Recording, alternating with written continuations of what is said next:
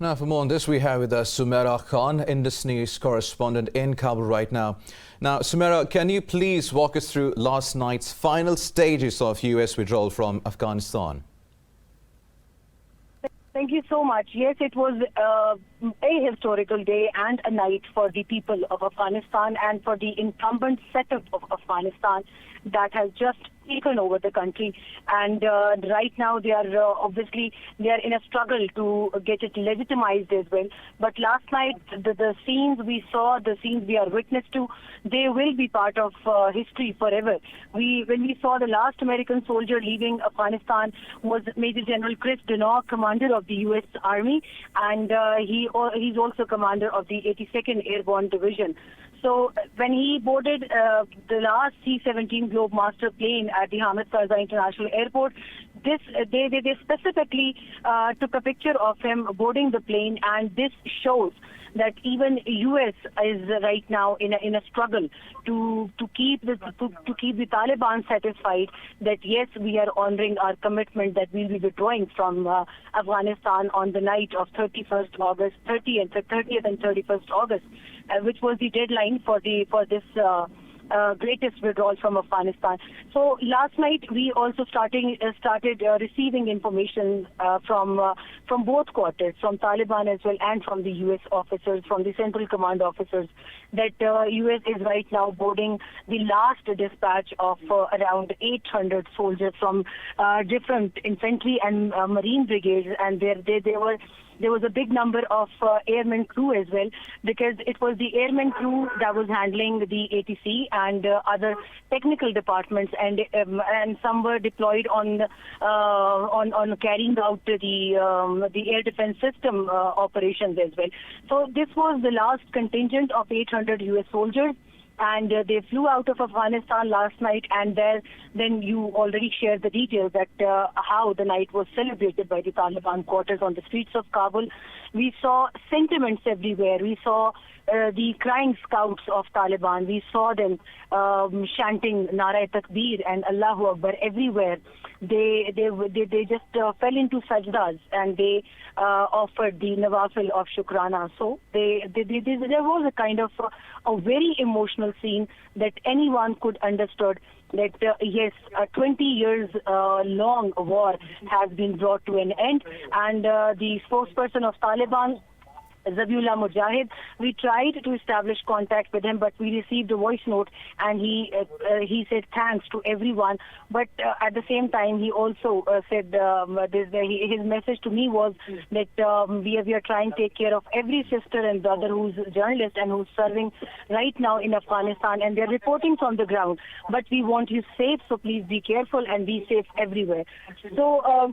I can just say that the days ahead in Afghanistan and the days we just spent in Afghanistan, there will be a drastic difference. Right now, the security apparatus is being discussed by the Taliban leadership in Kandahar, and they are also deliberating upon how to contain ISIS-K.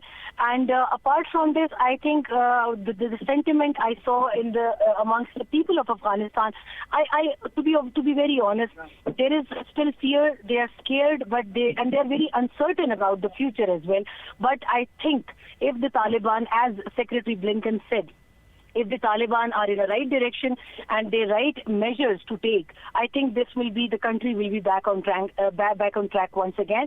And I hope that he keeps the word as well, that yes, the international community is there, and the aid flow is going to be through the international agencies to Afghanistan. So it means he is giving a hope that Afghanistan will not be abandoned in a way that it sees a kind of humanitarian crisis.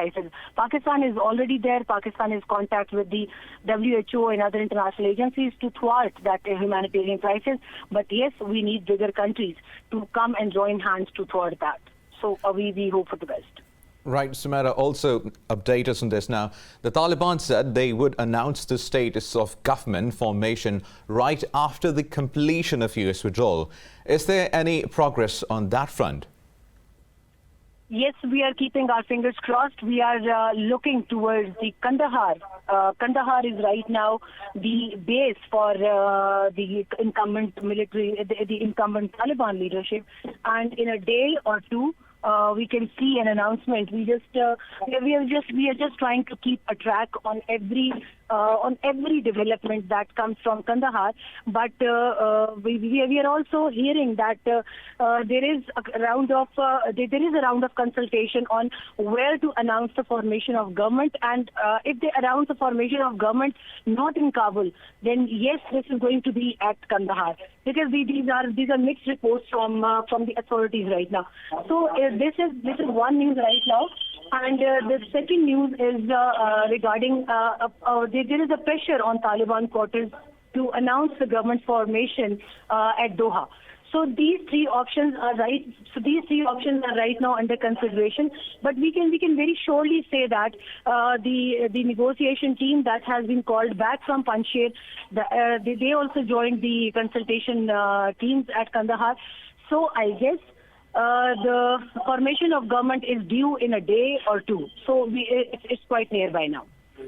Right, Sumaira, also update us on this now. We're getting reports about the situation in Panjshir is getting pretty serious now. What is the latest update from that region? Panjshir, all of a sudden it saw a turn of events last night when Maulana Turabi and Aminul Haq, after the arrival of Aminul Haq, Maulana Turabi was called to Kandahar and along with his team.